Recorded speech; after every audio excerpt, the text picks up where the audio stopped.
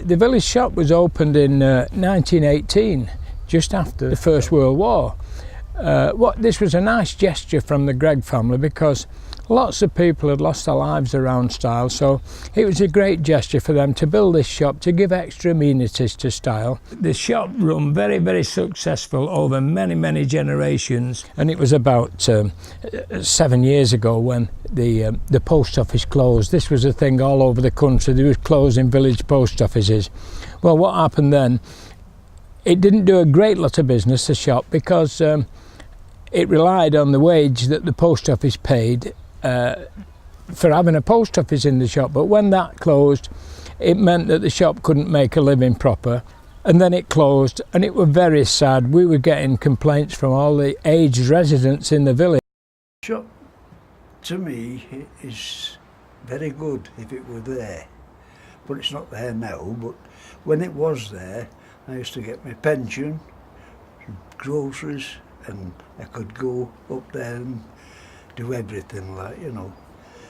And now it's gone, I've got to get somebody to take me to Wimslow or down into Eel Green to bank and everything like that.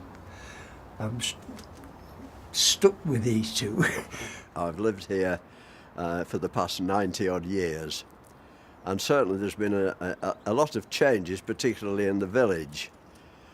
Because I can recall the old days when we had a grocer's shop, a post office, a cycle repair shop, a shoe repairer's shop, a butcher's shop, and it seems now that the heart has been ripped out of the village because we've absolutely nothing.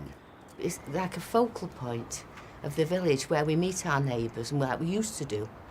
Like we'd go up and with our newspaper, maybe have a cup of coffee, do the crossword and chat. And that's disappeared. I think the shop's important because we all miss it, and I used to use it. And the old people, I think, miss it more than me because they did rely on it. And now they can all come to the shop and have a cup of coffee and a natter and get what they want. I know everybody goes to supermarkets, but we all miss a corner shop. You'd have to get a taxi, and that can be very, very expensive. If it's just, for instance, just simple things like the milk or bread or whatever is in that shop would be great help for me particularly. And especially I've got quite a big family, and they phone through and say, oh, we're coming down, and I'm thinking, what on earth am I going to give them? Because I don't have the supply of stuff that I buy for myself, you see what I mean?